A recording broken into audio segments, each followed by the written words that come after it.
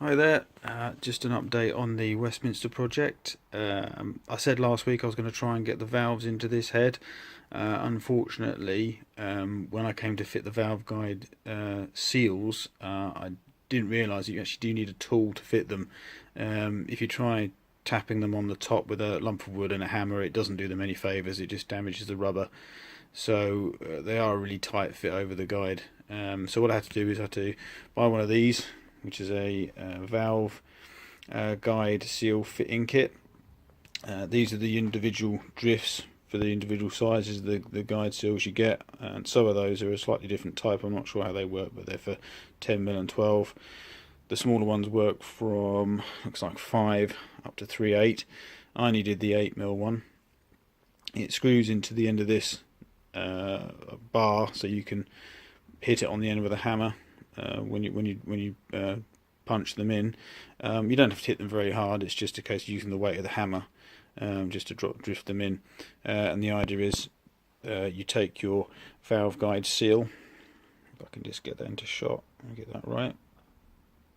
Pop that on there. There we go. Trying to hold the camera, and it sits like that, or better than that, because this is a damaged one. There's a recess for the piece where the spring seal is. It goes inside, and then you put that into your guide and bump it on the top with a hammer, holding it as straight as possible. The 8mm, the stem there is a lot smaller than the guide itself, so you won't damage the inside of the guide, valve guide, but it's worth just making sure it's straight, so that there's no likelihood of that happening. But this is a lot smaller than the valve guide itself, the diameter of it. So yeah, I had to wait until that arrived. Unfortunately now I have another delay, because through my mistake I ordered a set of collets, 12 collets, but I thought I was actually getting 12 sets of collets, but actually I was buying 12 collets. So I'm only able to do 3 cylinders of this cylinder head at the moment, so I'm going to have to order some more to do the other 3 cylinders. So the mistake on my part there, so I'll have to wait for those to arrive. I do have some other work to be getting on with. I do have some ancillary units which I want to start looking at and getting prepped.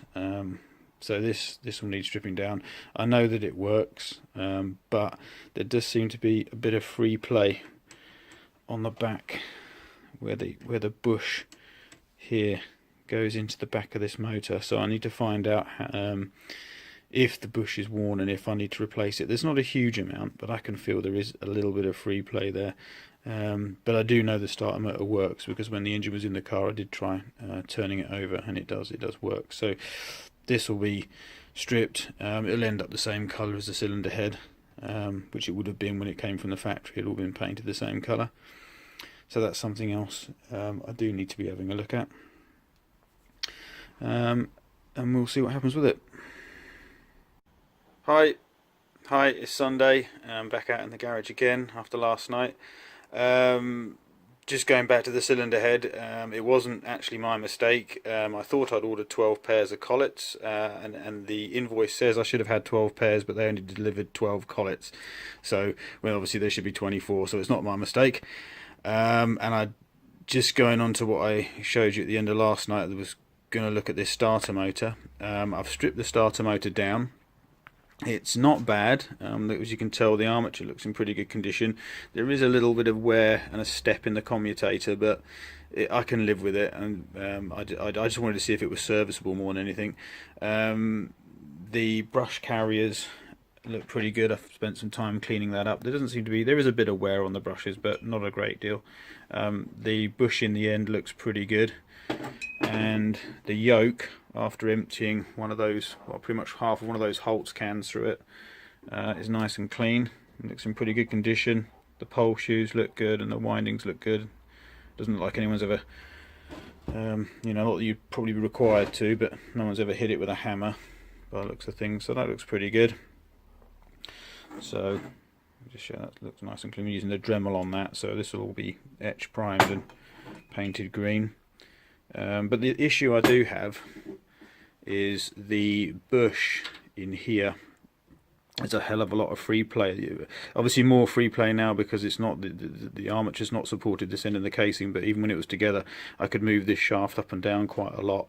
So what I've had to do is make up this bit Heath Robinson, but this compressor, so I can compress this spring to relieve this little circlip in there. So I don't know if you remember I said about having or trying to make a camshaft bearing puller for the block, and then I was advised against it because the guy said the bearings wouldn't spin, the camshaft wouldn't spin once I got the bearings in without machining. So this is actually part of that. So I've recycled something. I can't remember what this. I found this in a depot somewhere. I think it might have been like a tank plate or something like that. So I just drilled a hole through it. It's not 100% accurate, but it's working. So I'm managing to pull the spring back, and you can see I've managed to reveal the circlip there. So now I've just got to get that off, and then we can see what's going on with the bush in there. And I've just been online, and there are plenty of people on eBay, I love eBay, that have a lot of old stock parts and new parts, and I can get bits for this. I've just got to ascertain which starter motor it is, and that information will be on there on the yoke, but I'll have to clean that up.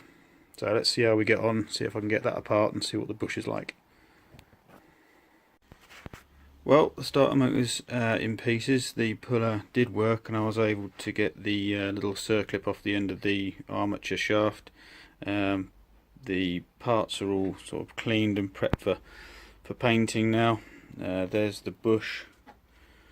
It is quite a loose fit on the where it lives on the armature, and you can just see there, you can see how worn it is. There's that line there, so it does judder around quite a lot on the end of the shaft. So I'm gonna have to get a new one of those.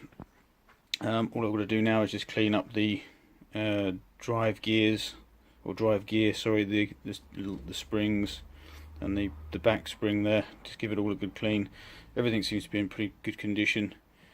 I've just given the armature a little bit of a clean up with just some light sort of wet and dry, just to give it a little bit of a shine. I don't want to be too aggressive with it, just to try and give it a little bit of a clean.